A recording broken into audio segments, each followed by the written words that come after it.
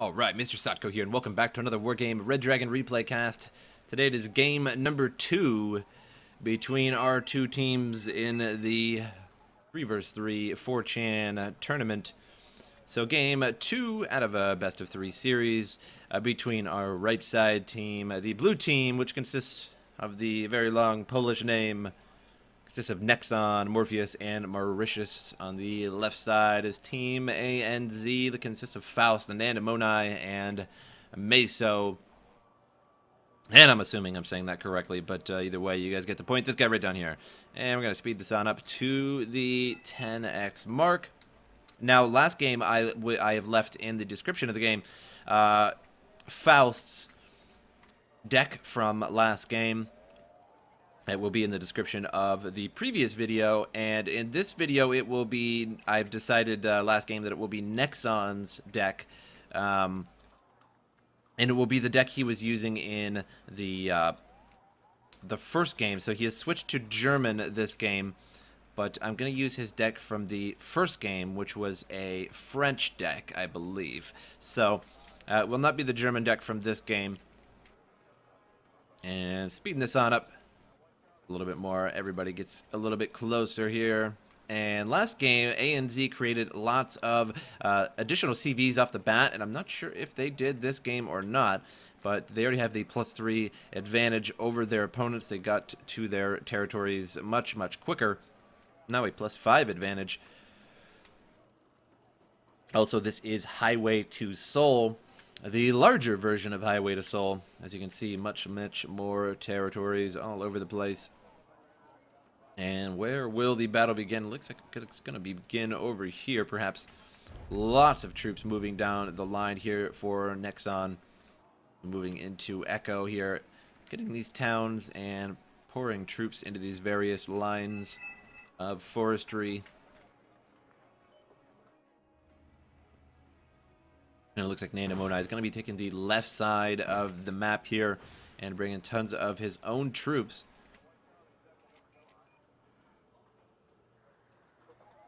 Faust taking the right side of the map, whereas Meso taking the center here. For our blue team, it looks like Nexon taking the left side there with all those troops. And Morpheus in a Delta there. A couple Abrams here, an IP and an A2 in there. And Mauritius on the right side of the map. However, all these troops are pushing forward hard. And so much firepower coming out of all these APCs. And I don't even think there's actually any real tanks or armored vehicles other than, of course, armored APCs in that mix. And finished off a lot of Mauritius's various forces there. That was a tough one. Mauritius's, to be like S apostrophe, Mauritius's Ballons in the line here. Shishau's with those PDW-80s, or PW-80s. ZTC-85 here firing away into the Fallschirmjägers. And the A2 in the IP here. Need to back up just a scotch to get away from the RPGs.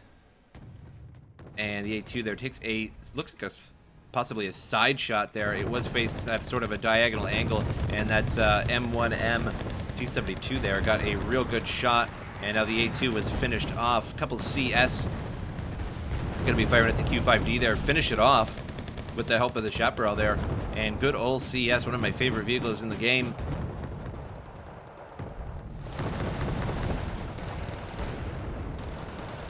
And Panther Grenadiers here are gonna meet the Zanchi. But there's some Jaegers there as well that could be pushing forward and helping that situation.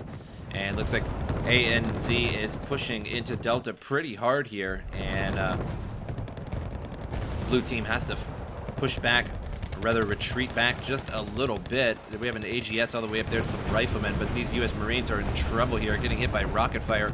And an LAV C2 CV coming into Delta to take a hold of this, but I don't know how much longer it's going to last. Delta, that is. So this LAV may have been better spent as some troops to help secure Delta in the first place. Now both sides have evened it out to 0-0, but that still leaves A and Z with an 83-point advantage. as they had that very fast start. 2 T90Ss now for Nandamoni in the wood line here.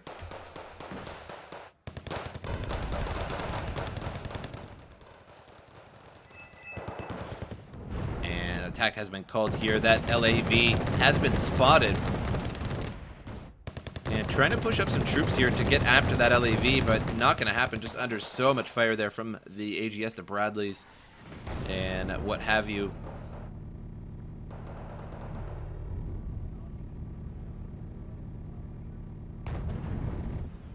CS doing work here on those troops trying to get to the wood line. M1M, though, going to fire on this scout here and going to finish it off. And there it goes, out in the middle of nowhere. Bradley and an AGS trying to push forward.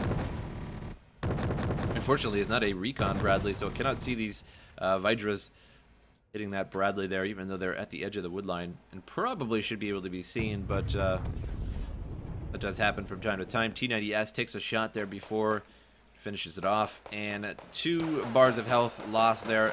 Milan firing, but they get back in the woods in time.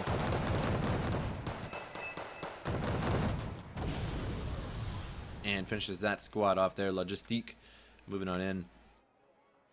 And VAB's moving up with those 50 cals, and they may be able to take out those Bokangchus. Bochongsu? I wonder how you say that exactly.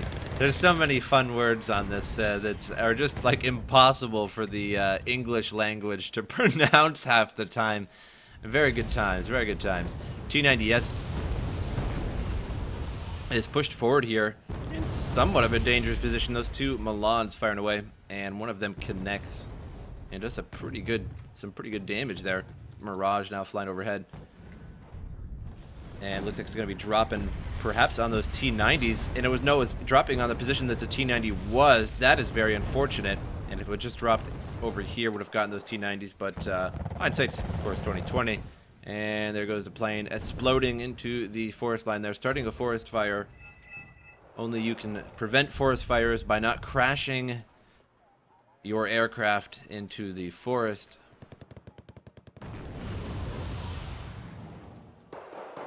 And so far the right side here, pretty stale. Both sides holding a position there. Defensive line. Now +1 advantage for our blue team. And I think that is maybe the first time they've had a very significant advantage so far in these 2 games. They did have an advantage shortly, for a short while rather, in the first game. But now they've had it for a little while now, accumulating a total of 36 points, 37 now. And as long as they keep that up, they could win the game slowly but surely. Avenger there was finished off in the wood lines. So no anti-air in that little short section. So on the Mi-25s are coming on in.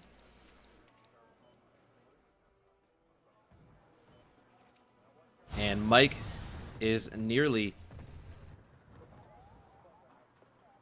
lost here to our red team. Really just has a couple things defending this. The Milan and the LAV here is really the only thing in this line that can actually defend itself. Now we have an AMX-40 moving on in,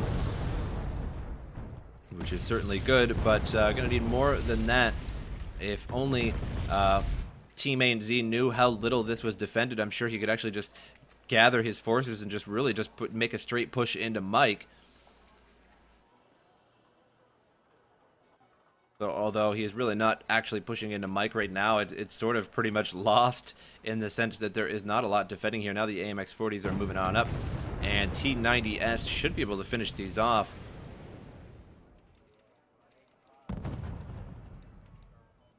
And the AMX there only has 12 AP, and the T90 has 22, but did manage to reset its firing computer.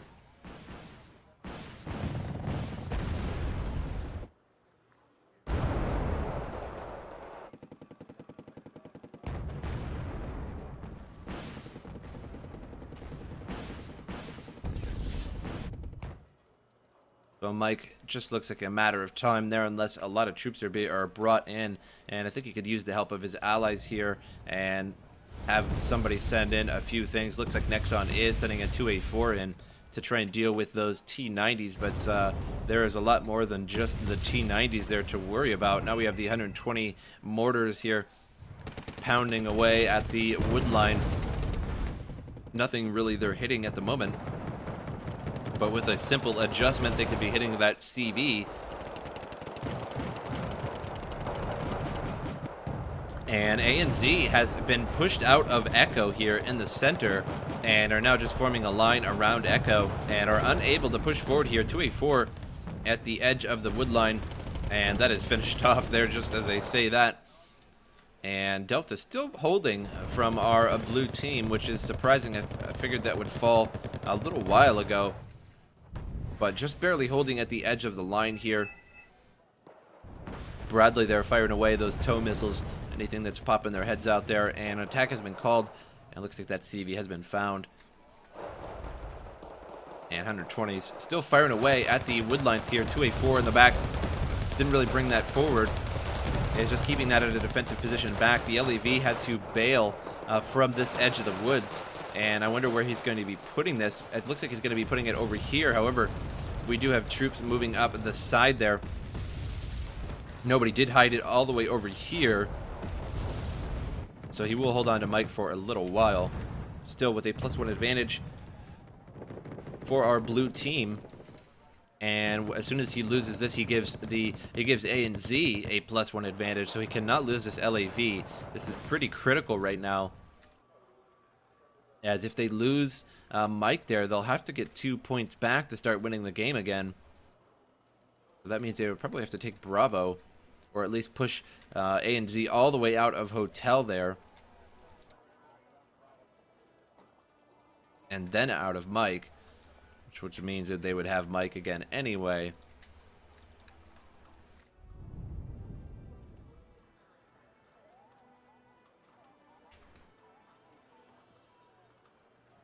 Still a fair stalemate over here. A little too hard to push up this line here with all that empty space. Would get blasted in the face by 1A5s to 2A1s. That is certainly never good. And those mortars still going strong, firing away into the wood lines before pushing, but there is really nothing here at the moment. CAS firing away at some troop carriers that made their way all the way around there. An attack has been called here by ANZ, and I think they may have thought they spotted the CV, but that is not the case. That really wouldn't be a very good spot for a CV anyway.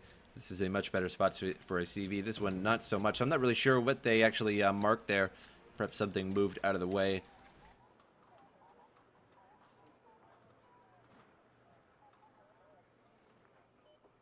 Troops now going to be just a little bit annoying and back up into the town line here after their vehicles were destroyed. So now pushing past here is really not an option, as he's going to lose the LEV and the CS doing so to the RPG-7. So he's going to have to bring over something to take care of those troops there, or at least bring that CS out maybe over this way, but might get hit by the RPG. And here comes the mortars now, going to land directly on this CS here. Or almost on that CS, and not quite at all. J7 now flying overhead, and gonna spot what's going on, and fires there, and hits the Peace Rhine, and that is finished off there.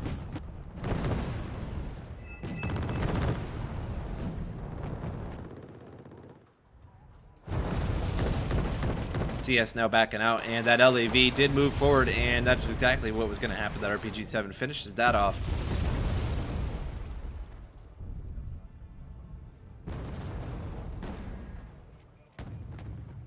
LVTP-7A1 here going across the way and is destroyed, and do any of the Marines survive? 11 of them do.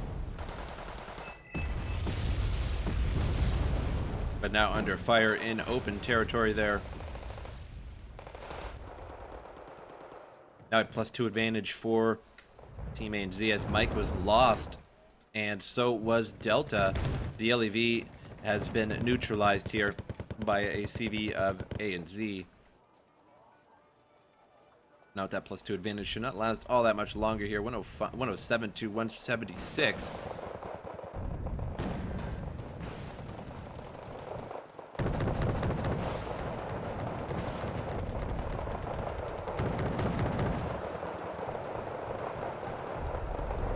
And now a push has begun here in Echo here. Just actually see which one it was there. There's so many units on the lines. Get off my letters, Zanchi. And the Furex group has been brought in, has taken Echo, also neutralized Delta. I think maybe Delta was neutralized a little while ago, but either way, Echo has been taken back by not by ANZ, but rather by the other team, the blue team, the Polish team. And they've held on to this for a little while now, so it was Delta that was actually neutralized there by ANZ. I got a little confused there because last game the colors were switched around a bit, and they always want to throw you off and switch around their colors on you. And the jet has been taken out. They are going to explode into the wood line, cause a minor forest fire there.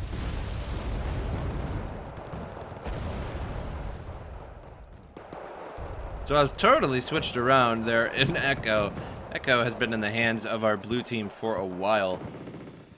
Now a +3 advantage for ANZ as Delta has been taken. That CV destroyed there, or the LEV had to move. It rather had to move. And so now it is neutralized once again, now only a +1 advantage.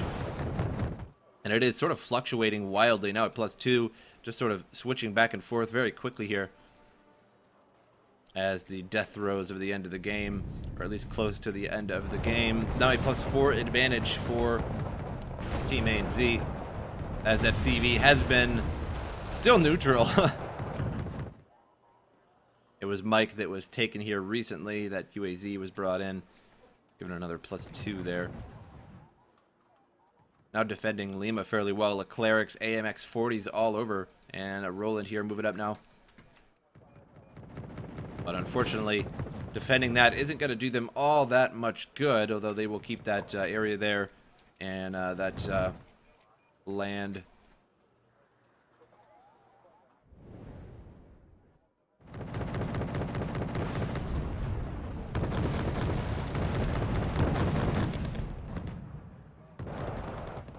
Now pushing deeper into Echo, really the Furungs group is in trouble now. The Zanchi and the Shishao are moving towards them. And the entry point on the map here will be secure, I believe, for the rest of the game, but still, not pushing out won't really do them much good. And now tons of jets being brought out here. Some Hornets flying over with the way. And Mavericks now being launched.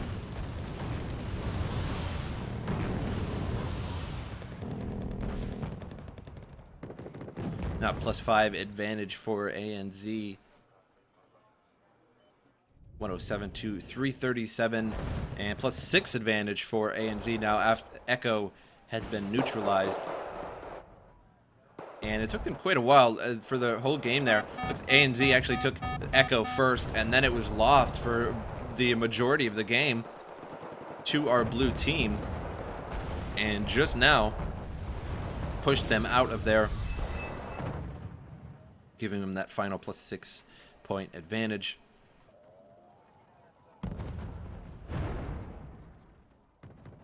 Several Leopards in the line here. Mauritius leaves the game.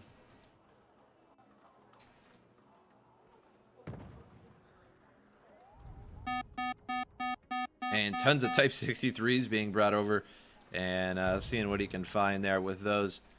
But that looks like that is it. I think all the players GG'd out on the blue team, which leaves ANZ the winners, and they won 2 in a row, as this is the second game of 3. And thus they will move on in the tournament, and the, once again, I apologize, but the big, long Polish name team will not be moving on. And again, I will actually take Nexon's deck from the previous game, so the first game, and it was his, I believe he was using a French deck at the time, so I'll put that in the description of the game if you guys want to check that out too. And I think I'm going to start doing that for now. I'm just going to take their deck and put it in the description, and that way you guys can check it out, and it'll sort of be a fun thing. It'll be sort of like a totally random deck that you can just check out, I suppose, and so that'll be fun, right? But I hope you guys enjoyed the replay, and I'll see you guys next time.